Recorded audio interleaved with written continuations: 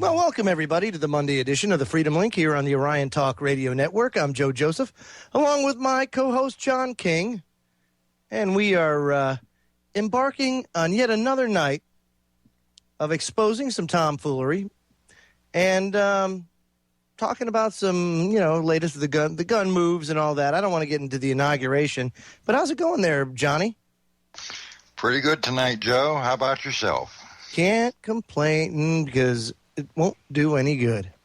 Now, our top story tonight, of course, folks, that people like, this broadcast, the Freedom Link, and other people in the alternative media for quite some time now have been saying, look, if we continue to go down the road we're going, financial collapse will be virtually assured. And, we've been harping on that for some time. And I found today a clip on YouTube of Bill O'Reilly. And I found this extremely interesting because now the mainstream media is taking a very ominous stance. And when they start to say things like this, it's going to get serious. So let me play this clip, and then I want to get your take on this, Johnny boy. Here it is. Hi, I'm Bill O'Reilly reporting tonight from South Florida. Thanks for watching us. Are we the people responsible for the chaos that is enveloping America? That is the subject of this evening's Talking Points memo. The folks are indeed responsible for the government they get. Germans could have thrown Hitler out. They did not. Russians fought hard for Stalin. The Chinese surrendered to Mao. The Cubans allowed Fidel Castro to take away their liberty. The folks are responsible. And now Americans are faced with a citizen challenge, not at the levels of totalitarianism, but a very serious economic situation. Yesterday, the Government Accountability Office, the nonpartisan investigative arm of Congress, released its annual audit of the U.S. government. The report covers the fiscal years 2011 and 12. The conclusion of the report is this, quote, absent policy changes, the federal government continues to face an unsustainable fiscal path. Let me repeat that. Absent policy changes, the federal government continues to face an unsustainable fiscal path.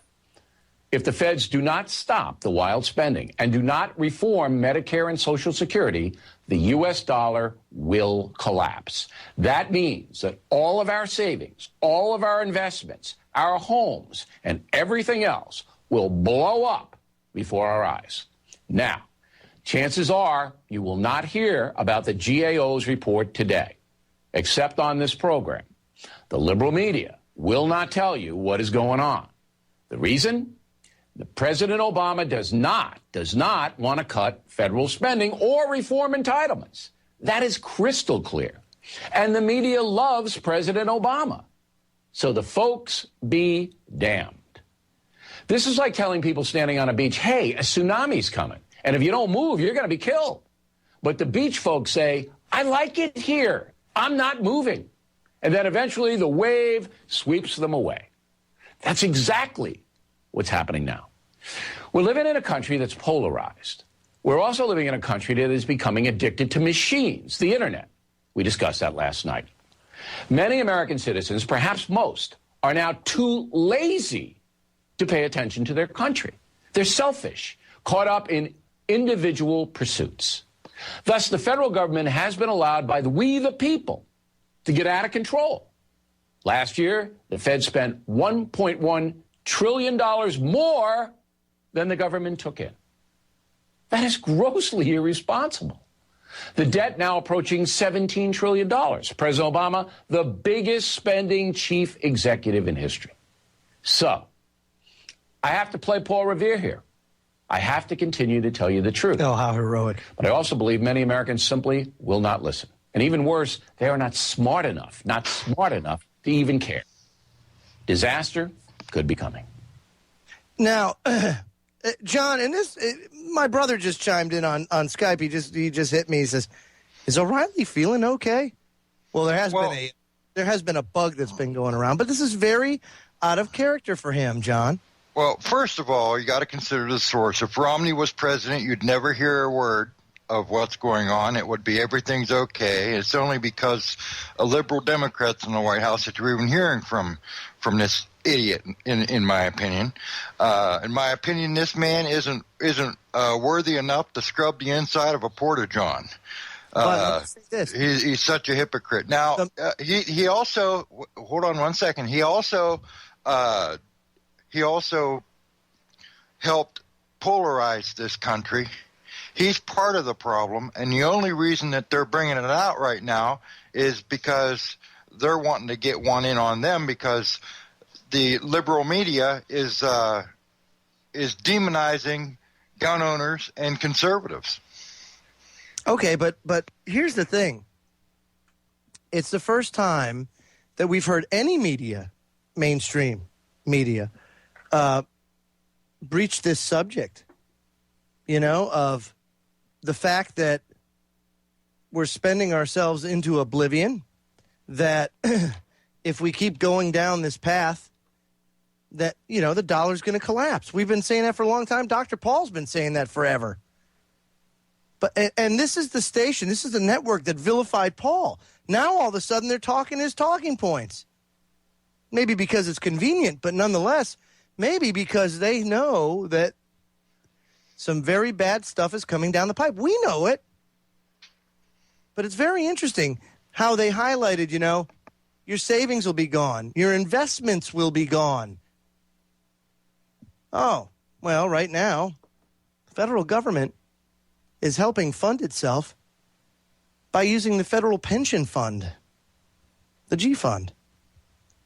And when that dries up and they don't come to some sort of debt deal or whatever you want to call it, guess what comes after that, John?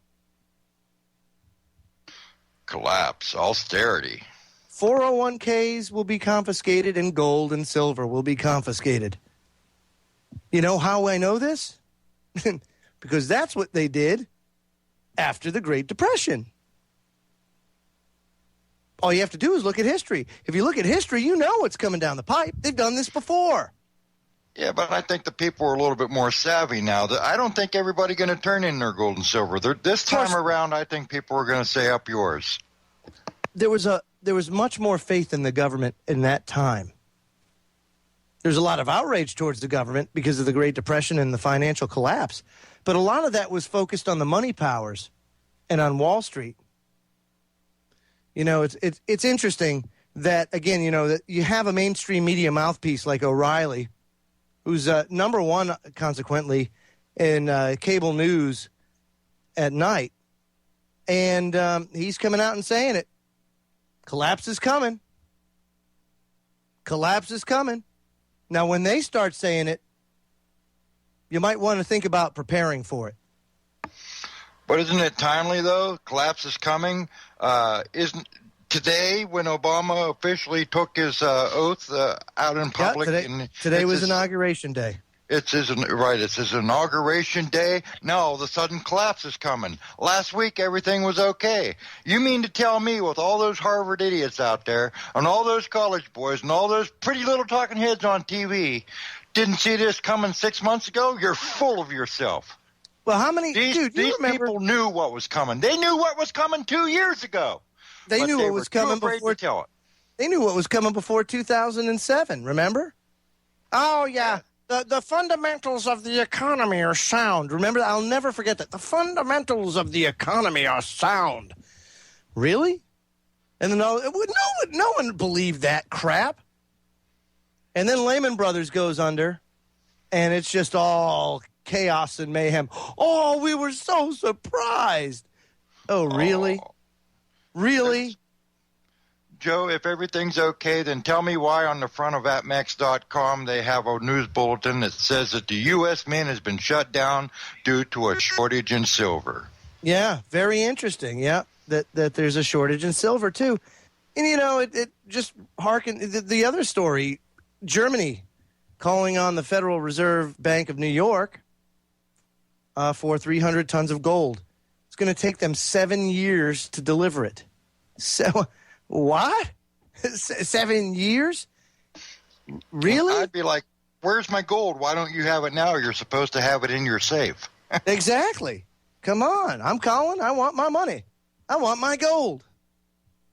That would be like you going down to the local bank after putting your paycheck in and saying, hey, I'd like to take out $50 so I could take the family out to dinner. And they're like, that's going to take us 3 months to give you your $50 back, Yeah. Mr. Joseph. Yeah, right on. Yeah, that'll work. That'll go over real well. You know something else that's going to go over real well?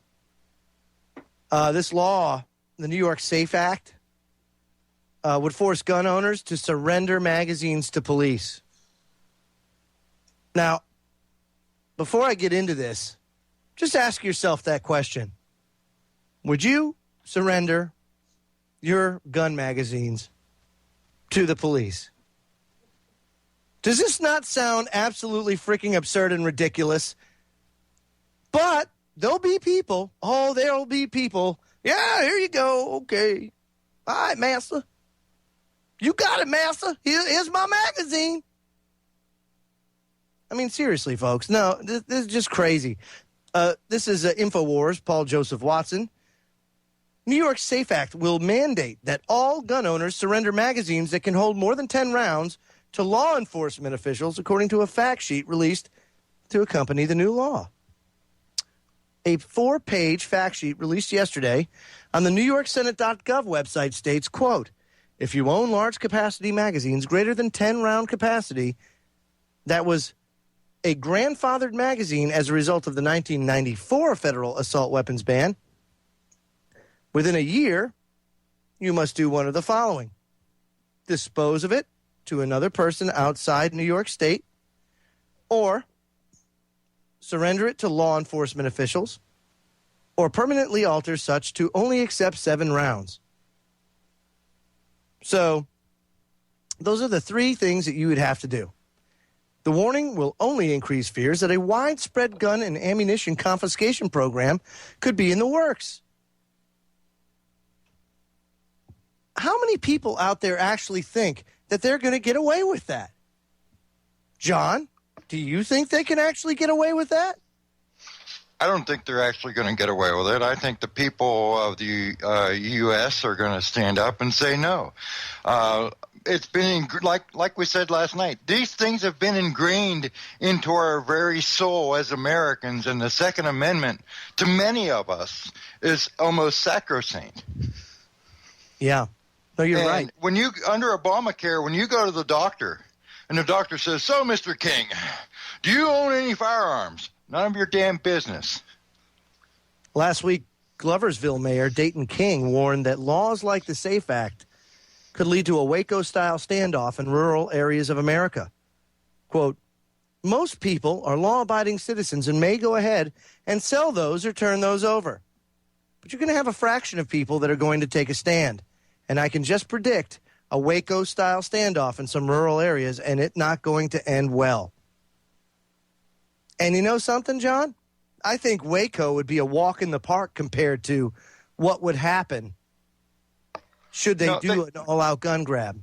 They say Waco because that's the one that sticks in everyone's mind, but what they should be saying is Ruby Ridge.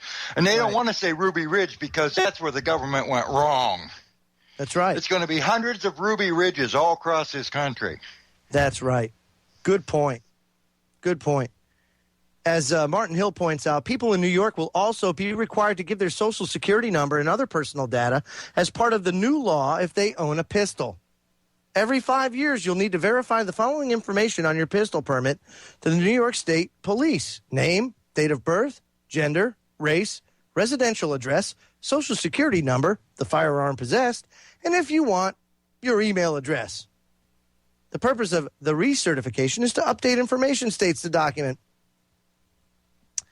This legislation, as it currently stands, would not have stopped the violent attacks in Newtown, Connecticut. I want everybody to understand this and make it perfectly crystal clear. None of the legislation that's being introduced to in response to Sandy Hook would ever do anything to stop what happened. Joe, back in the day. Go ahead, John. back in the day, what weapon was used to fight? It was used, the weapon that was used to fight was a sword. Right. The only ones that were able to afford the swords were the kings. What did people have? Pitchforks. And what was won? A revolution. So it doesn't matter what they ban. If you're going to do something, you're going to do it anyways. It's just an instrument. You're going to find a different instrument. Yep. No, you're right about that. Now, but like I said, this country right here, as it stands, rich in history, especially when it comes to firearms ownership. And, the fact is, folks, in this country, whether they like it or not, whether you know it or not, your rights can't be taken away from you. You still have to give them up. Now, our Second Amendment right is the teeth. And you can sit there and you can say, well, it's going to be different if they come to your door, well, my kids and everything else. All you're doing is kicking the can down the road a little bit. Okay, you may survive the day. But I guarantee you, once the guns are taken away, look at history. Look at Mao. Look at Hitler. Look at Castro. Now look at your grandchildren. Look at your grandchildren and think about the world that you're going to leave them. Oh, yeah. Because the names of the dictators that Mr. Joseph is calling out is what happened then, is what's happening now. And those are the dictators your grandchildren are going to have to live under. People who think, by doing this, I'll save my kids. No, you're not. You're dooming them. You're dooming them. The fact of the matter is, at this point in time, folks, there's not much more that we can take before we have to. We're that animal in a corner with nowhere to go. Seriously. If they take the guns away, what do we have left? Go ahead, John. It's like the bully that lived down the street from me as a child. What kept the bully from bullying me? The mere fact that he'd get the tar beat out of him. Yeah. So he went for the defenseless other kids, the wimps. And well, that's exactly what it's going to be when all the guns are gone in 2 generations, because you can't pass them down. We're going to make our grandchildren into wimpy little slaves. I mean, think about it, ladies and gentlemen. They already can't get their hands up or get their eyes up off of their iPad, their iPod, their computer screens. They're already obese because they don't know how to go outside and have fun. They have no imagination. Yeah. Well, you know what, John? Well, let me tell you this, in response, I've got this, if they do want to try and legislate guns away, which they have absolutely no right to do, and they can't tell you what you can and can't own, what you can and can't have, that's baloney, and it violates your natural born God-given rights. I mean, that's your birthright, folks. But I can play their game, John, and I'm going to play their game because I come up with real solutions here on the Freedom Link. So I have a cure for a bigger killer. And that, my friends, is obesity. Obesity, John, you named it. Very, very horrible affliction in this country. A lot of people afflicted with it. You said, video games and all that kind of stuff. I've got a better idea. Let's go right for the source. If you're obese, we're going to ban food. From now on, we're going to prevent obesity by banning food. That'll stop them. That'll stop them. Yeah, you can have some Soylent Green. Yeah, See, folks, that doesn't solve anything. And nor does an assault weapons ban. The only reason why they want the assault weapons ban is to kind of neuter you a little bit and what you can do and everything else. Don't give it up. Don't give it up. We have economic collapse right around the corner. And you're going to need every ounce of everything you have just to make it. And in Missouri, I mean, what the hell are you guys thinking, Missouri? Lawmakers proposed gun control legislation, including one bill that would require parents to disclose to their children's school whether they own a firearm. I mean, is that not ridiculous? Seriously? It's none of your business what I have, And guess what? that opens up the floodgates, my friends. You know, because now they can equate your child's behavioral issues or anything else with, well, you know, they live in an unstable home and, and he's got a gun too. Well, now this guy's a threat. Could be a domestic terrorist. He could be anything. We got to take his guns away. Joe? I mean, that's that bad, John. Joe, I just looked up my local county sheriff on Google. I got his address. I have also been researching it. It took me only about 15 minutes of the Pennsylvania Constitution. And in the Pennsylvania Constitution, it says in Section 1 that all men are born equally free and independent and have certain inherent and indefeasible rights. Among those are enjoying and defending life, liberty, and acquiring and possessing and protecting property and reputation and pursuing their own happiness. And under Section 21, it states that the right of the citizens of Pennsylvania to bear arms in defense of themselves and the state shall not be questioned. And in Section 25, it says, to guard against the transgressions of the high powers for which we were delegated, we declare that everything in this article is accepted out of the general powers, and government shall forever remain inviolate. Hold that thought. When we come back, folks, the King's Court, and we'll talk a little bit more about guns.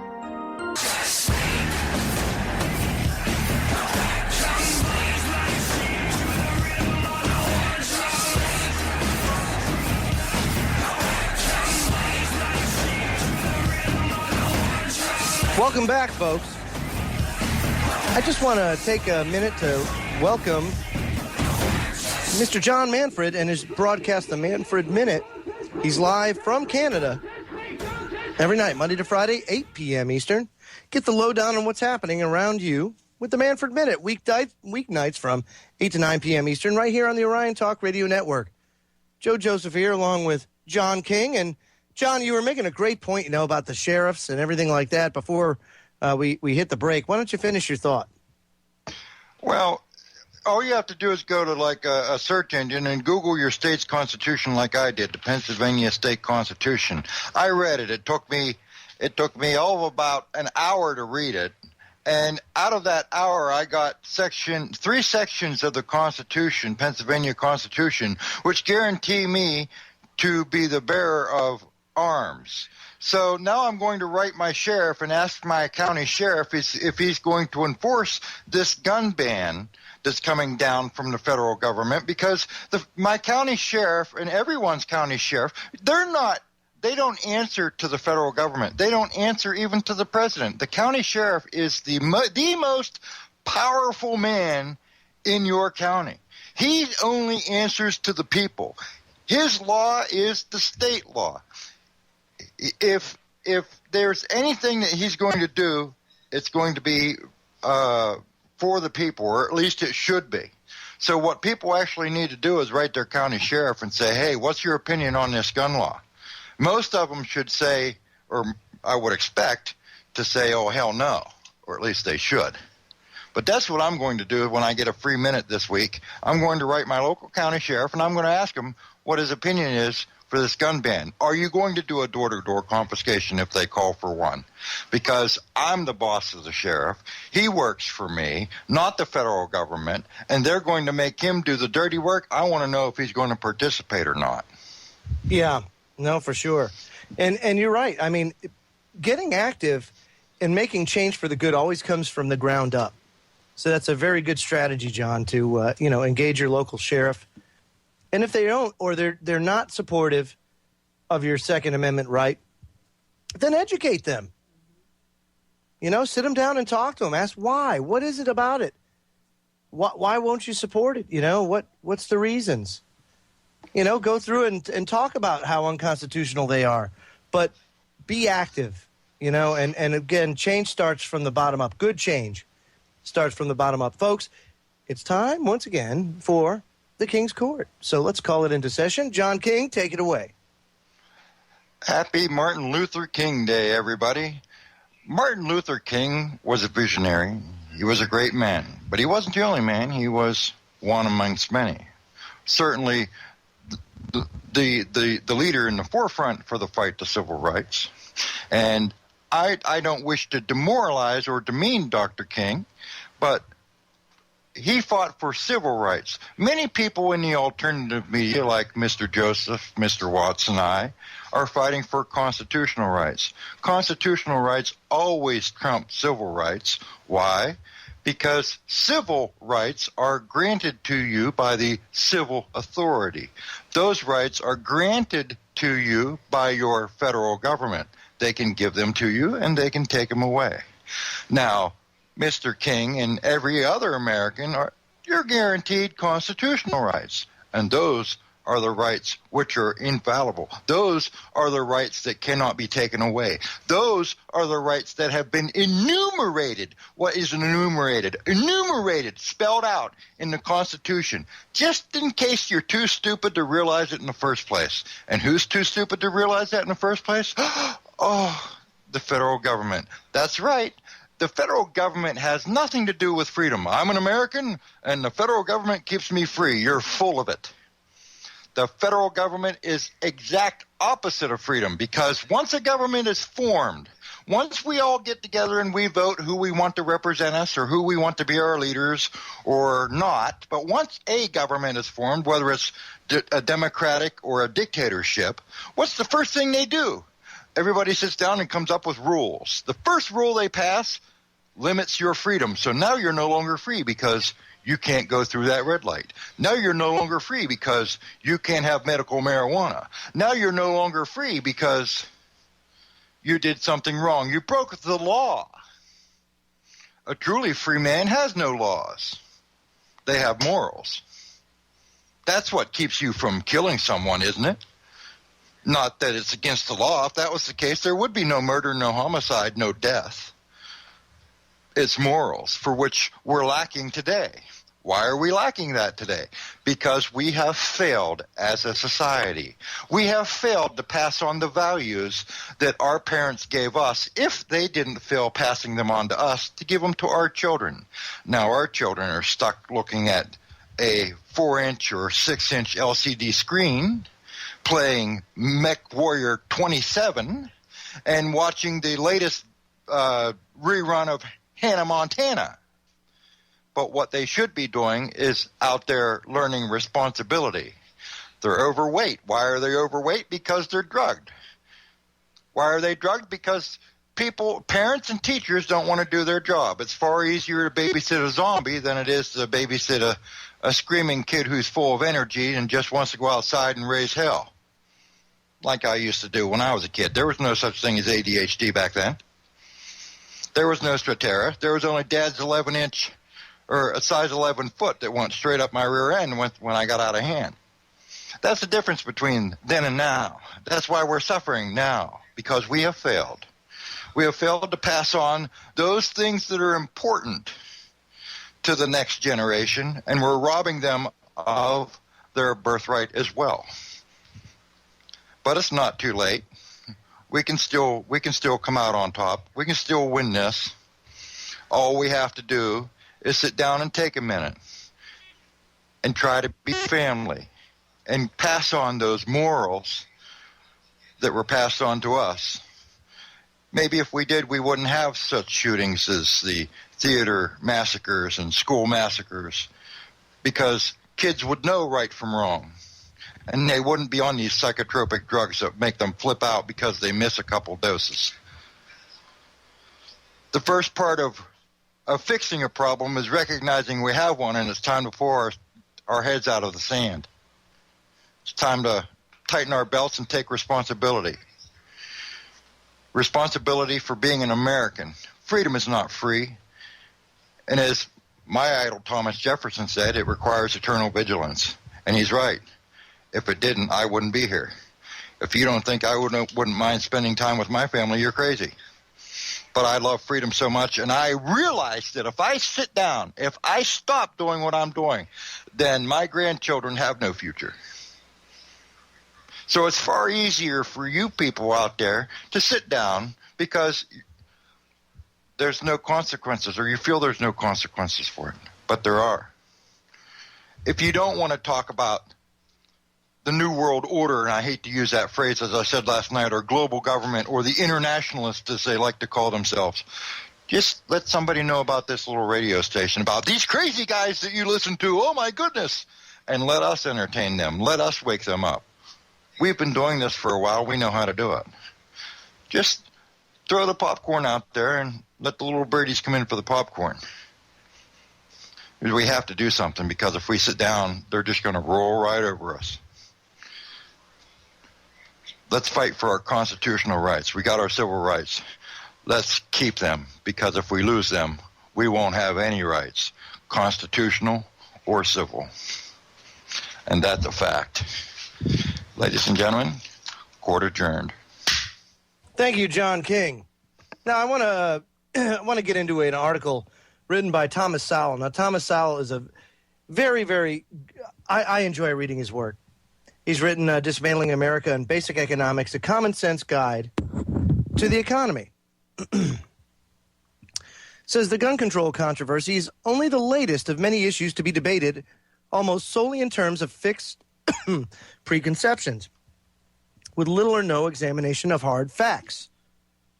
Media discussions of gun control are dominated by two factors, the NRA and the Second Amendment.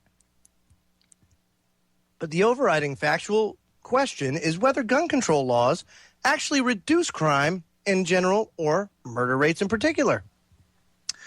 If, as gun control advocates claim, gun control laws really do control guns and save lives, there's nothing to prevent repealing the Second Amendment, any more than there was anything to prevent repealing the 18th Amendment that created prohibition. But if the hard facts show that gun control laws do not actually control guns, but instead lead to more armed robberies and higher murder rates after law-abiding citizens are disarmed, then gun control laws would be a bad idea, even if there were no Second Amendment and no National Rifle Association. The central issue boils down to the question, what are the facts? Yet, there are many zealots who seem utterly unconcerned about facts or about their own lack of knowledge of facts. There are people who've never fired a shot in their lives who do not hesitate to declare how many bullets should be the limit to put into a firearms clip or magazine. Some say 10, but New York State's recent gun control law specifies 7. Virtually all gun control advocates say that 30 bullets in a magazine is far too many for self-defense or hunting, even if they have never gone hunting and never had to defend themselves with a gun. This uninformed and self-righteous dogmatism is what made the gun control debate so futile and so polarizing. Anyone who faces 3 home invaders jeopardizing himself or his family might find 30 bullets barely adequate. After all, not every bullet hits, even at close range, and not every hit incapacitates. You can get killed by a wounded man. These plain life and death realities have been ignored for years by people who go ballistic when they hear about how many shots were fired by the police in some encounter with a criminal. As someone who once taught pistol shooting in the Marine Corps, I'm not the least bit surprised by the numbers of shots fired. I have seen people miss a stationary target at close range, even in the safety and calm of a pistol range. We cannot expect to know that, everybody to know that, but we can expect them to know that they don't know, and to stop spouting off about life and death issues when they don't know the facts. The central question as to whether gun control laws save lives or cost lives has generated many factual studies over the years, but these studies have been like the proverbial tree that falls in an empty forest and has been heard by no one, certainly not by zealots, who made up their minds and don't want to be confused by the facts. Most factual studies show no reduction in gun crimes, including murder, under gun control laws. A significant number of studies show higher rates of murder and other gun crimes under gun control laws. Well, how can this be? It seems obvious to some gun control zealots that if no one had guns, there would be fewer armed robberies and fewer people shot to death. But nothing's easier than to disarm peaceful, law-abiding people. And nothing's harder than to disarm people who are neither, especially in countries with hundreds of millions of guns already out there that are not going to rust away for centuries.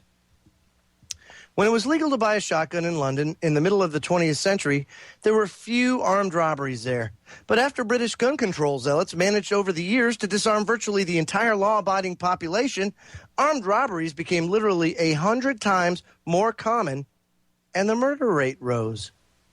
One can cherry-pick the factual studies or cite some studies that have subsequently been discredited, but the great bulk of the studies show that gun control laws do not in fact control guns. On net balance, they do not save lives, but they cost lives. Gun control laws also allow some people to vent their emotions, politicians to grandstand, and self-righteous people to make a statement, but all at the cost of people's lives. And that really is what it's all about, folks. We cannot give up this fight. You have to understand that this Second Amendment is the teeth. It's the teeth. The people are supposed to be the teeth of the Constitution. And when the government just runs rickshaw over it, I'll tell you what, you have to use your Second Amendment right if all else fails. That's what it's there for. So if the government can have an AR-15 or an M4 or whatever, then you should be able to. There should be no limitation on the Second Amendment, much like there's no limitation to what some people who can't control themselves shovel in their mouths. But the solution's not to ban food, And that's, the other good question that my wife just posed here is who limits what the government can own? Whose responsibility is that, John? Joe, I'm under the impression that if you want to have an Apache helicopter out in your front lawn, you should be able to. Yeah, as long as you're responsible. At the end of the day, it's personal responsibility that makes this. That's the crux of the problem in this country, as we've lost sight of personal responsibility about what it means to be responsible for yourself and for your actions. Case in point, if you have a child or children in the house and you have firearms, it's your personal responsibility to not only make sure they're secure, but at the same time to educate your children on how to properly use them, not to vilify them, because when you vilify them, that only piques the curiosity more. But if you train them, start them, get them acquainted with firearms at a very early age, and steadily progress their knowledge and education in this subject, you'll never have a problem. Joe, that's exactly what Thomas Jefferson said. He said that the people should not only be well armed, but stocked with ammunition and educated in the ways to use the arms to protect themselves and defend themselves from a tyrannical state. Yep. Thomas Jefferson did believe that if the state had it, so should you. And and that's a true statement. If the state does have it, we should have it. Now, when I say that at work, I have a clown that comes over and says, "Well, what about an ICBM with a nuclear tip? Do you believe you should have one of those as well?" Well, come on, there's common sense here. Yeah, when you talk about a government that right now is, making antimatter weapons, you're telling me I can't have a semi-automatic rifle? Are you serious, dude? Come on. I mean, you guys got antimatter weapons. You got lasers. You can melt me in a. I'm sure somebody's got a shiny red button on their desk. Press the red button and watch Joe Joseph turn into pale pink mist. Live at 5. Is that what that does? I better tape that shut. Yes, well. But I'm just saying, the technology's out there. I mean, look what Tesla could do 100 years ago. And these people are worried about me having a semi-automatic rifle? Get out of here. I mean, what's it really all about, That's what you have to ask yourself. It's all about ultimate control. And like I said, in the history of the world, when the guns are taken away, genocide soon follows. And I'm not willing to ignore history for the convenience of being able to live as a slave until I'm probably summarily executed and my children put into forced labor camps. Well, we also have to look at it that this hasn't happened just once, nor twice, nor three times. This has happened repeatedly throughout the world. That one of the first signs of genocide is coming is gun confiscation and gun control. That's right. I mean, look at China. I just saw this article not too long ago of a lady that opened a box of Halloween decorations only to find a note in there from a Chinese worker from a forced labor camp there saying, hey, look, this is what's going on. This is the atmosphere here. Get me out of here. Oh, yeah, life is good. Life is good there. So if you want Chairman Obama to bring that to the United States, you just let them keep doing what they're doing. And don't think that he's the one that's calling the shots, you see, because we've been trying to tell you week after week after week who the people are that are calling the shots. And that's the Council on Foreign Relations with their buddy, the Trilateralists and the Bilderbergs. But it's the CFR folks. At the end of the day, they are the controlling apparatus that are controlling and calling the shots here. You have to understand that. That's where you need to be focused on. It's that few of people, but they control everything. They control the mainstream media. They control corporate America. They control Wall Street. They control the United Nations. They control our government. They control your child's education. And, and that doesn't stop there. Look at Rand Corporation and all the other think tanks out there. It wasn't too long ago that I remember seeing some footage from and I think I have it on my YouTube channel, but it's a gentleman talking about how, with Iran, with respect to Iran and their ability to get nuclear weapons, well, boy, it'd be about a good time to have an accident out there or something like that, openly calling for a false flag on Iran, another sovereign nation. And is that out of the realm of possibility? Oh, no. I mean, that would never happen. We would never do anything like that. Really? It just came out, they just had an expose about 3 months ago in St. Louis local news, talking about how in the 50s and the 60s they had tested with aerosols over the ghetto areas of St. Louis and, consequently made a lot of people sick. A lot of people eventually died from these tests, and no one was ever told. No one ever knew. But, no, the government would never do anything like that. No. And that was done over the poorest areas. That's right. But I'd never do that. No, the fact that for the first time in human history, the first time in human recorded history, the population of the earth is going to decrease in this decade. Well, Joe, the United States government wouldn't put people in concentration camps. They would never do that. No, they never did that to the Japanese. Nah, never. They never did that to the Japanese Americans in World War II. The only difference between the United States government and the German government and the Chinese government is the people's willingness to push back. When there's no pushback, then you've got the steamroller. That's right. But we have to push back, and we are pushing back. Clinton even said today or yesterday, he said, this gun control fight's going to bring about the resurgence of the Tea Party. He doesn't even know. Tea Party my ass, Bill. It's going to be you're going to wish it was a freaking Tea Party. You try to push this down our throats, I guarantee. Folks, coming up next, Popeye and Down the Rabbit Hole. He's going to be having a little bit of a Martin Luther King extravaganza, so sit tight and stay tuned. Down the Rabbit Hole coming up next. Have a good night, everybody.